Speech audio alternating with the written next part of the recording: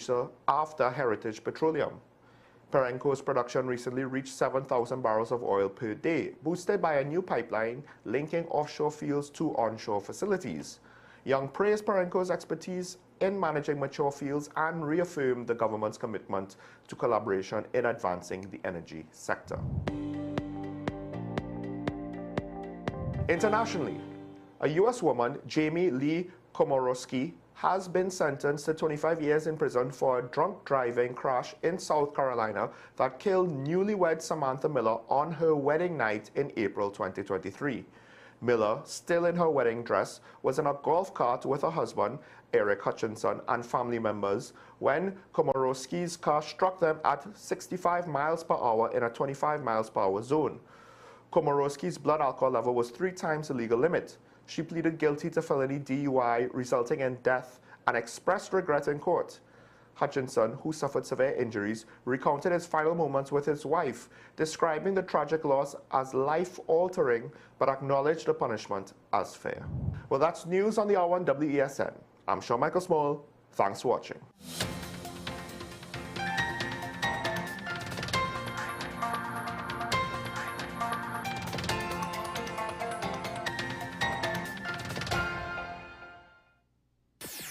WESN.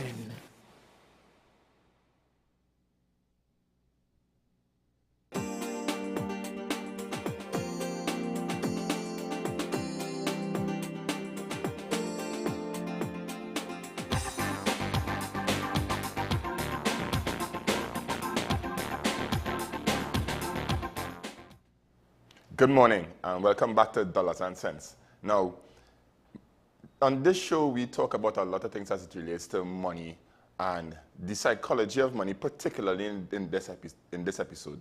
Now, I try to consider myself sometimes as a counseling financial therapist or psychologist, right? But I have an actual financial or actual consultant psychologist here with me today, right? And this is my guest, Sule Joseph and Associates, right? Now, Sule and I have a good relationship to the point where I always discuss with him the areas of the relationship most Trinidadians have with money. And I think that this is a conversation that we could share on camera and we could have this conversation because I think that a lot of persons could benefit from this, especially during this Christmas season. Now, Sule, welcome to Dollars and Cents. Thanks for having me. Thanks for having me.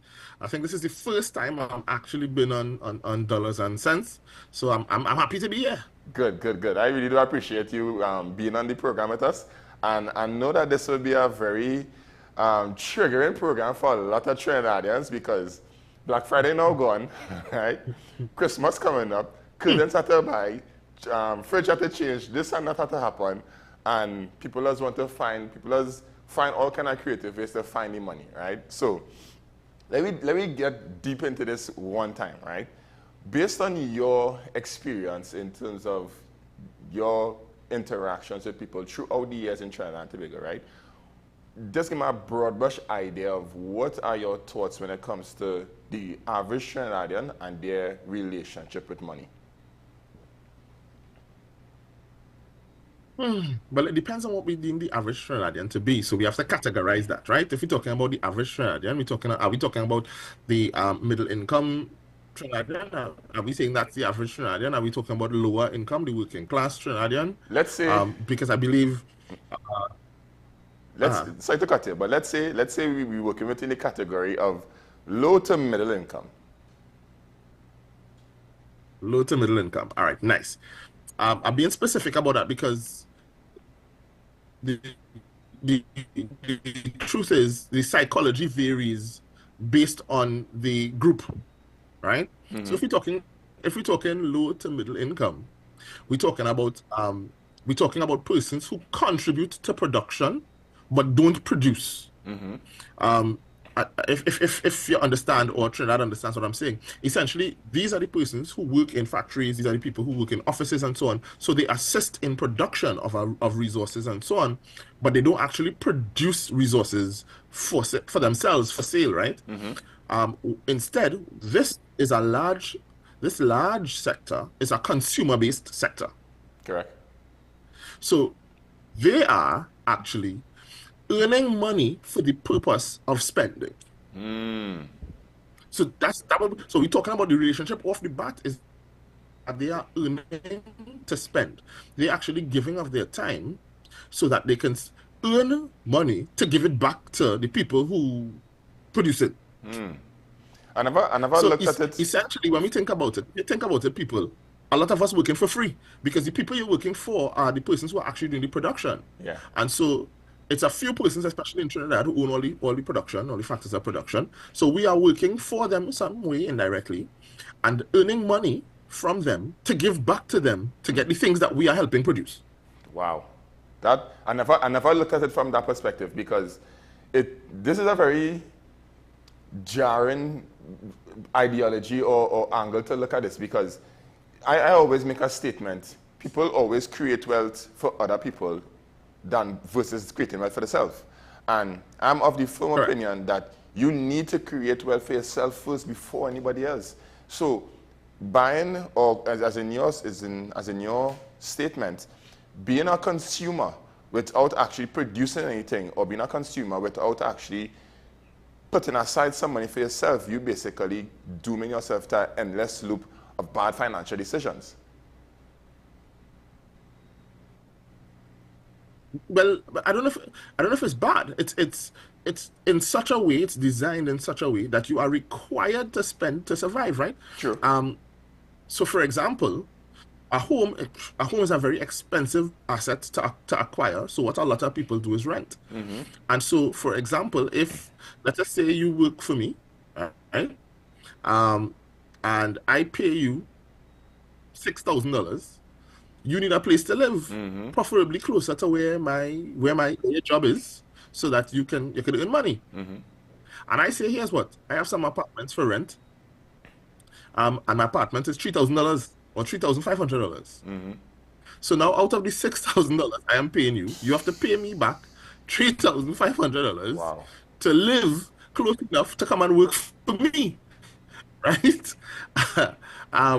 And then what if I decide I'm providing some internet service and so on? Then you pay me for the internet service, right? And so all of these expenditures and things that you have to spend, you have to buy groceries. If I don't own the grocery, and let's say a family member of mine owns a grocery very close to where you're renting from me, then you're buying groceries from us too, right? So essentially, you are trapped in this loop. And just for the basics, I'm not even talking about holidays and trying to live fancy and so on, but just Right. for the basics, you are indebted to me. You are trapped in a loop of working for me and producing, and I am the only person really earning, because I am earning profits, and I have you trapped in this loop where you are just working to pay your way to continue to work for me. Now, in that case, And we're not even talking about Lyman, party, and Correct. we're not talking about any of that. We just talking about the basics. now in that case, right, what I would say to a person who's in a situation similar to that is, yes, you will have your 8 to 4, right?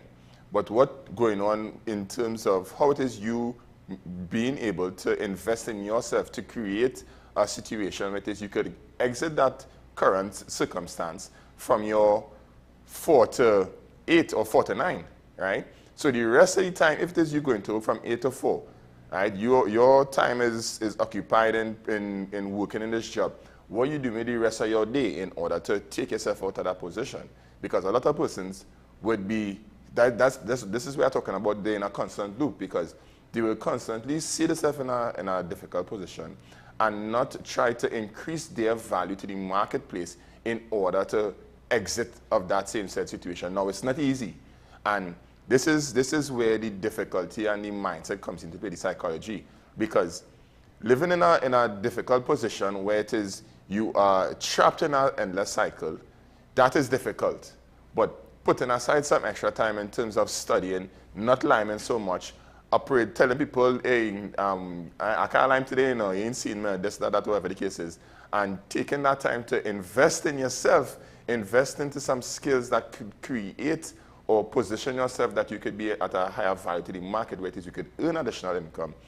A lot of people do not have or not willing to put in the effort and time in order to reach to that stage. And this is where I come into saying it seems as those are endless too, because you know you're in a frustrating position, but you don't want to do nothing to change it.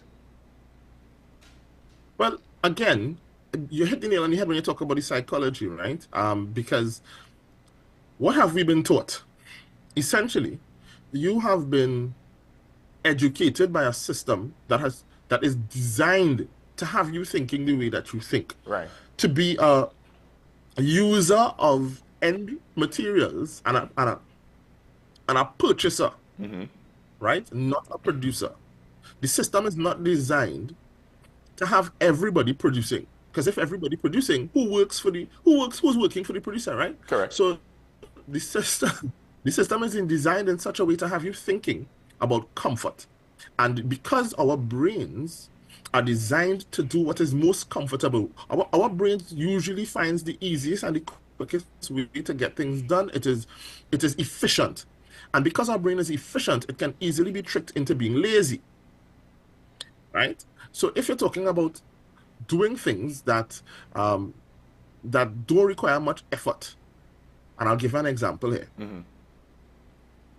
If you have to start a business, right? I was having a conversation with someone actually just yesterday about this. If you have to start a business, you have to accept that there's going to be risk. Correct. Yeah, that is going to be risk. As a matter of fact, let me use my business as an example. I have some persons that I have to pay, and I have to pay a salary to them, regardless of if we make profit that month or not. These salaries have to be paid. Yeah. Now, not a lot of people want to take that risk, because there are months, regardless of what business you're running, that don't look as good as other months. There are some months that will be great, and some months that will be not so good. But most of us have been trained in such a way through the education system to find safety in a comfortable, cushy work. For some of us, especially in that catchment that you're talking about, they want a government work.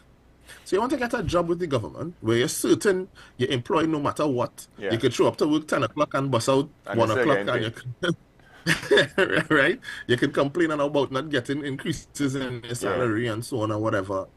But it's a comfortable job, you have it for life until you retire, and then you get in pension. You are comfortable, and so that it hits it hits our brain in a different way, because our brain wants to be comfortable. Our brain doesn't want to be uncomfortable and suffer with discomfort.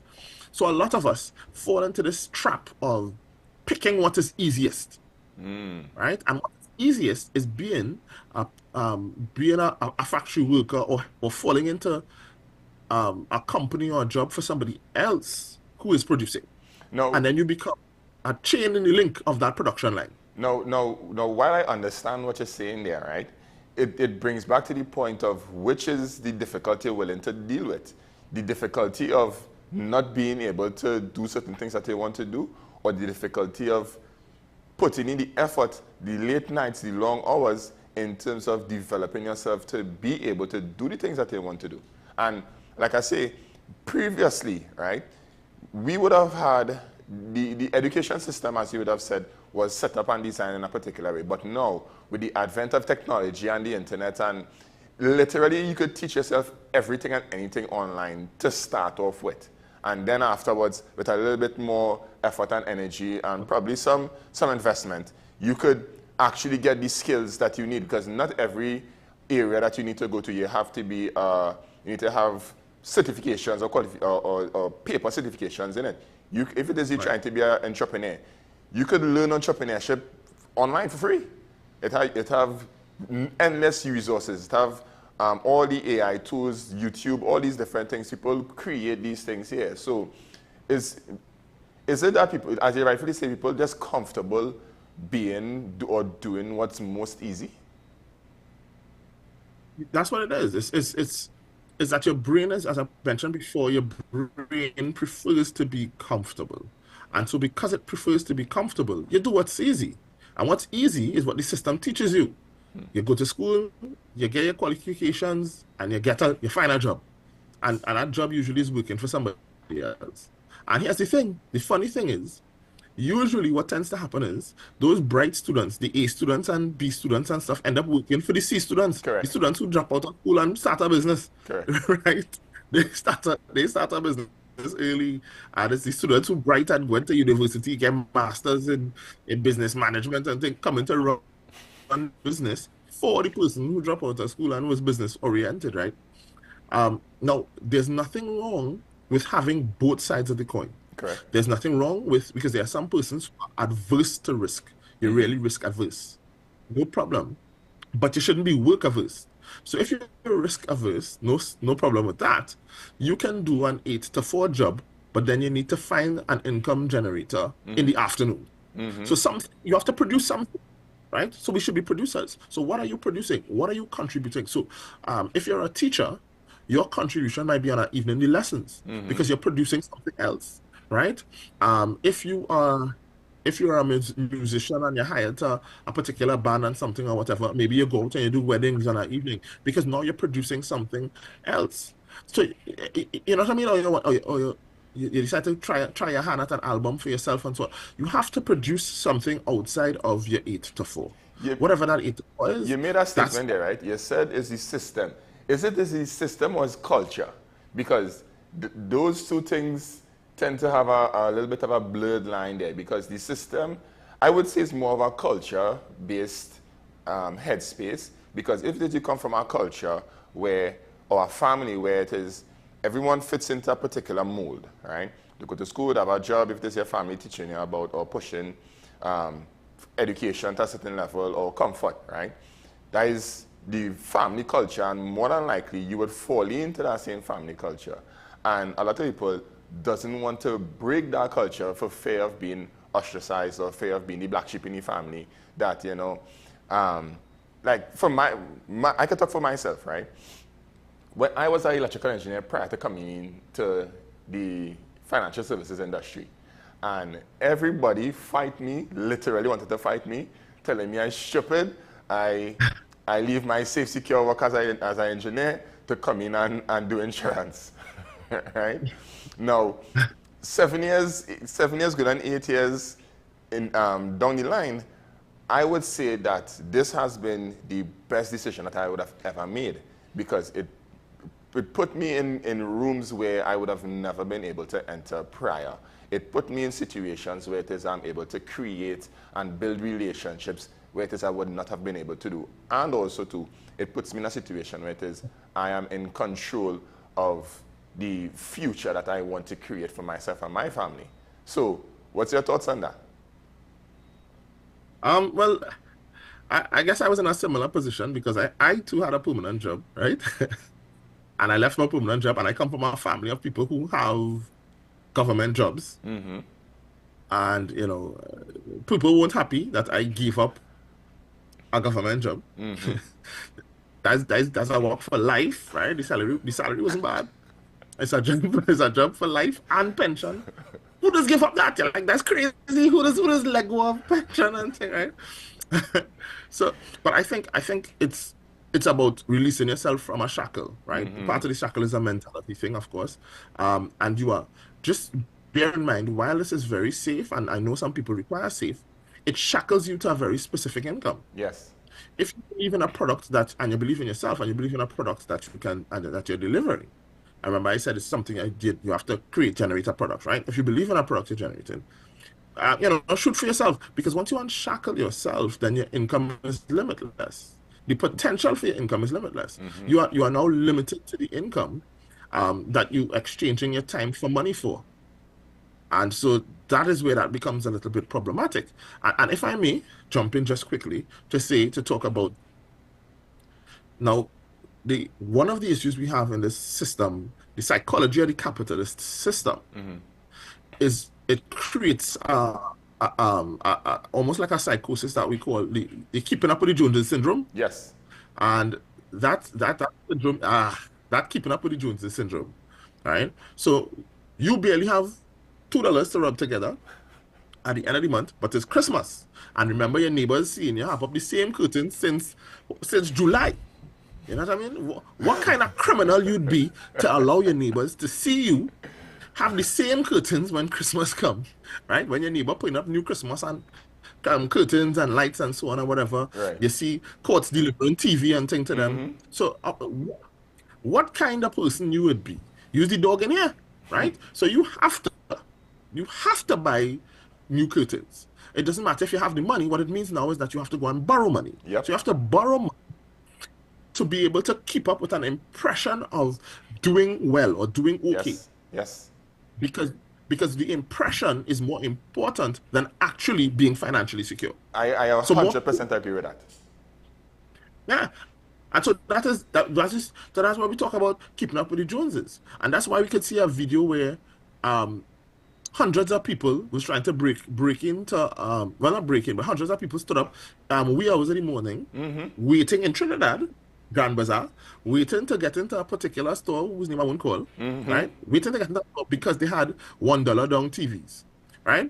So it's not that the television set was $1. You have to pay $1 down. Yes. And nobody asks themselves, what do I have to pay later? Nothing in life is free. So when people understand, I think a lot of people don't understand the relationship between money and psychology. And so somebody pulls you in by telling you pay $1 down. No. And so what do you pay later? And by the time you pay later, you probably pay 3 times the value of the TV. Indeed. And when I made that same argument, a lot of people wanted to come at me, nail me to the cross, because hater. As a hater, right? And I said that these same said people who will line up the, hours to purchase these $1 down TVs or whatever the case is, they are the same people who will not have any kind of emergency fund savings, right? They won't have any money rest down for the children's school books, or they won't, or new school uniform or nothing like that for the children. They won't have any medical emergency. Any kind of money for medical emergencies. If the car breaks down, they have to borrow money to fix the car, right? They don't have any money rest down for plan in place. No pension plan, no life insurance, no health insurance, nothing. But if I say that out loud, I am the villain.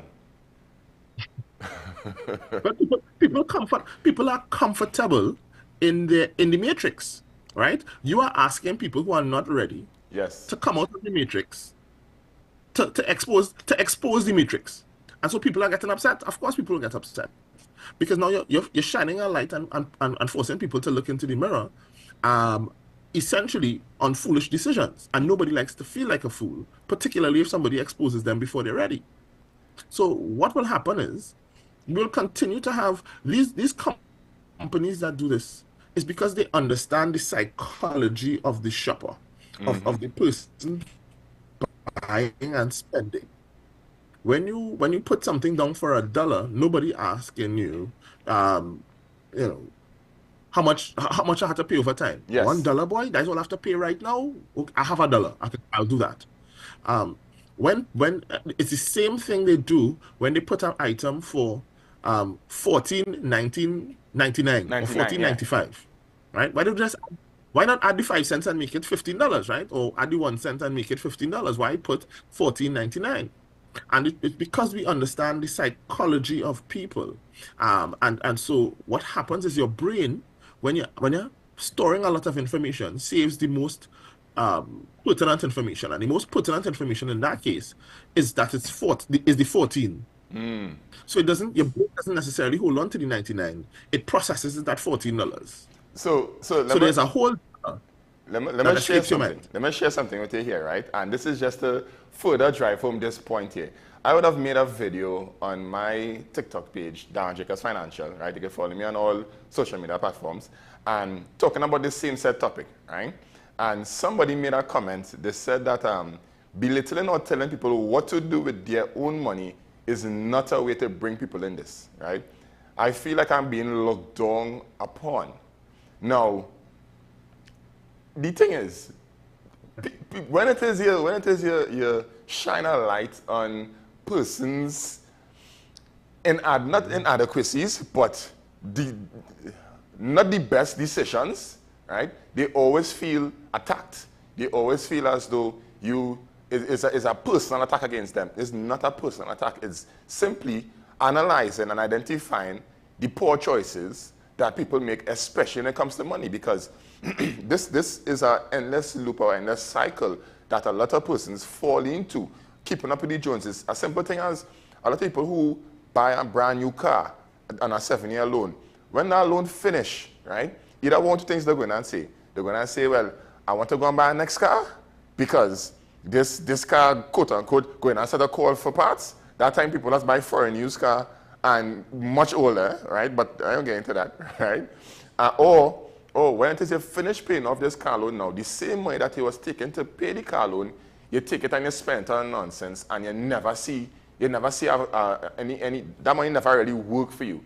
So in a lot of times when it is I draw analogies to this, say, if it is you have a car loan and you finish paying off it, use that same money and create some sort of value for yourself and your family, so you can actually see this making sense, and you can actually create wealth for yourself. But I don't know why it is. Darren, you're a hater. You're fighting on people, and you don't want people to have nice things. So if I spend 7 years for my car, if I spend 7 years paid for my car, after 7 years, my finish pay for my car, I'm ready for a new car. Yeah. And you want to tell me to invest my money about family and things. I live in now, and I want to enjoy my money now. I want to enjoy my money now. I hate that. Correct. Somebody also made that exact statement, that I'm not leaving nothing for my children. I want to enjoy everything for myself, right? No matter fight it. Yeah, that's it. That's his psychology. That's his psychology. So it's generally excuses that persons kind of tell themselves and to feel better about the poor decision making when they recognize that they either that, and then you blame the system. You see the system fighting you. And it's true that the system educates you in a certain way, but as you pointed out, in this new age of technology and internet, you have the information at your fingertips. You have no can excuse. Find out. You could listen to a speech from Jeff Bezos, from how he got there. You could listen to all these different financial advisors. We could listen to a program like this. That is the reason for us having a program like this, to talk these things in a Trinidadian parlance, right? So we now could adapt these financial information and strategies to our local everyday living. You don't need to go outside of the shores of Trinidad and Tobago to get this information. It's right here. I would have created a bunch of free resources that people are free to download. But very few people, those videos don't do any numbers.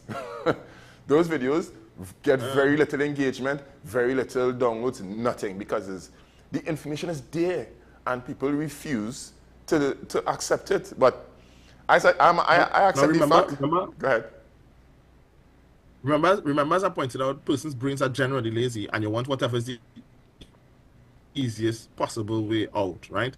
So if you tell somebody, you're much better to get reception if you tell somebody they have little work to do and they could make real plenty money. So those get-rich schemes do very, very well. Of course. Because it says to me, I have very little work to put in, little work to do. I don't have to change anything about myself, educate myself in any way or whatever. I just have to take my money, put it here, and then when I time to collect, I collect 8 times. When my flower blossom, when my flower blossom, I can come and collect 8 or 10 times the amount that I put down. I put down $5. You know what I mean? I can come and get $100 when my flower blossom. When it's my hand and it blossom. Right now, some people still on the first line. Right? I just have to bring 2 people. And nothing in that triggers any warning to me. Nothing in that sense. No, it doesn't. It doesn't trigger a warning, because it's, as you rightfully say, it's easy. And these are the same said people who, in 30 years down the line, when it is we are all much older, right, and much more gray. I mean, I have some grays, but when you are much older and much grayer, they would then be the same persons who would say the government not doing enough for retirement, cost of living going up, the old age pension is not enough, they can't see the way, and all these different things. When it is in the youth, they had the information was available at the fingertips, but they choose not to do nothing with it. Well, you gotta remember, it's always Rowley fault, So I mean, it's fine things. Fine, you spending your money on carnival costumes really for. But hey, my thing with Trinidad is even if we have a legitimate claim to a system that needs adjusting and stuff or whatever, I don't think that we utilize if you want to argue that we have a little bit, which I don't think we do, the utilization of the resources that we do have are poor. So you don't have much money. Things hard, you scrape up through the year. And you know what is your saving grace? You tell yourself, I struggle whole year. So I could put down $10,000 to spend on a costume for carnival For 2 days. in 2 days. So you have no money. You pinch and save whole year, right? You didn't even buy, maybe you didn't even buy decorations the way you wanted to for Christmas the way you wanted to. Of course, you have to buy gifts, so you spend some money there as well. But you save all of this because it have two fets that you must go. Everybody go in them fets. So you have to go two fets. The two fets you must go. And your carnival, of course, your carnival costume, which is about $10,000. And so my thing is, where are your priorities then? If that is how you choose to live, then you ought not to complain about the rest of the year. I agree. Because essentially, you are earning to spend. That's what it is. You are earning to spend in the system. So you are just essentially a revolving door of debt. And so if that is, once you accepted that and you're okay with that functioning, then fine. But what we have a lot of people who are not okay with that functioning. They complain about the system and they complain about it, but they keep doing the actions and the things that keeps them trapped in that revolving door. And if anybody says otherwise, they are a hater, they are against happiness, they are against progress, they are against people living and enjoying their life, right? Now, in closing, what are your final thoughts in relation to this overall topic, and what are some strategies that persons could implement to actually see a difference? All right. So I'm gonna flip it. I'm gonna give the strategies and then I can close, right? So the first thing I would say is set financial goals. What do you want? And be smart with the financial goals. So it needs to be specific, measurable, time bound, realistic. That whole thing, right? What are your financials? Don't just tell me you want to be financially, safe. You have to be financially safe, or you have to have money to spend. What are your financial goals? Is there a specific amount you're looking to earn every month, annually? What are your financial goals? And write those down. What the financial goals are. The next question would be, to me to answer, would be, how do you get to that financial goal, which is goal setting, right? So you tell yourself, this is where I'm at now. How do I get to where I want to be? And of course, again, I usually say that is through some kind of production. You have to find something to produce. You can get your money to work for you as opposed to working for your money. Right? You need to change up that relationship. 3, you are not a financial expert. So I usually advise people to speak to somebody who in the field. Like you doing free videos. Why are you stressing trying to figure out how to do this thing, and you have people doing free, you have financial advisors doing free videos? People, come on. This is not even, you don't have to pay for it, right? You could go on and listen to a financial video. So please consult an expert in the field, right? You are not going to decide that your chest hurting you, and then you're going to ask your family member to cut open your chest and do surgery, or do it yourself, right? No, because you're not trained in that. So why are you trying to cut open your financials and fix it? Is you cause the problem in the first place? That's not your expertise. Consult somebody who's an expert. All right? And finally, what I would advise, is to surround yourself with people who have achieved what you want to achieve. Right? Liming around broke people and helping you. They only know how to spend money and keep themselves in the cycle that they're in. And so if your circles are the people who are stuck in that circle, it's going to impact and affect your psychology. They are going to keep pressuring you to spend money foolishly. They're going to send you deals that are going to tempt you to step out of your financial plan and bracket. So you need to surround yourself with positive people who function in this financial space that you want to be in, because they're going to have conversations that you may not be aware of. They may have investment opportunities that you may not be aware of. They may pull you onto things that you may not know about. All right, so you want to be able to put yourself in those circles. So, and finally, in closing, I'll say to you people, Money is not the devil. All right. We need to change how we view money. We need to change about how we view how we earn money. We need to educate ourselves, right? And then become financially liberated. But before you become financially liberated, you must first liberate your mind. So you must first have mental liberation to have financial freedom. Sule, I could not have said it any better. And it's probably a good reason why it is you are the counseling psychologist between the two of us. So, what I would want to add to that is, firstly, thank you for taking time to share your perspective. Because a lot of times people need to hear things from other sources in order for it to stick. Now, I would also add that the information as it relates to financial planning, a lot of times it does be a little bit daunting. And you doesn't know where to go to get information from credible sources, right? Now, this is where somebody like myself will come into play. Now, I am a technical person by nature, and I would have spent a lot of time in studying, a lot of time in acquiring the relevant designations to be able to be legally able to have these kind of conversations with person and to provide the guidance for them. Now, I understand financial plan as an overall area of study is complicated for most people. So I would have simplified it in very easy and understandable ways. On my social media platforms, on any platform, Darren Chickers Financial, you would click on the link. And when it is on the link, you will see three options. One, to book a meeting. Two, a financial planning toolkit. And three, to send you a message on WhatsApp. Now, the financial planning toolkit, I always upload resources in there as it relates to understanding life insurance, as it relates to retirement planning, understanding retirement planning. And then I'm looking to upload another resource as it relates to overall financial plan and understanding and making it actionable for yourself.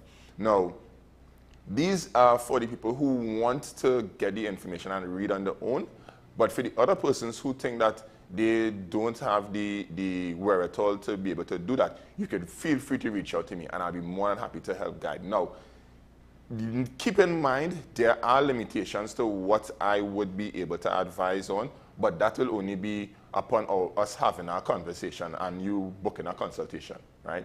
So feel free. I post a lot of content online as well too, so you could reach out, you could look at the content, you could binge it, get familiarized with it, and then list out the questions that you have. So when it is we do have a conversation, it lays out the framework for our relationship moving forward. Now, this has been an episode of Dollars and Cents where I am always happy to bring on guests to further push the point that your financial life or your financial future is your responsibility. It is no one else's. You cannot put your financial life in the hands of the government, in the hands of anybody else but yourself. You need to take the relevant steps in order to start that process and then seek guidance in order to help you reach the ultimate goal that is you want to reach as it relates to financial freedom. So thank you for viewing Dollars and Cents, and I look forward to seeing you in the next episode.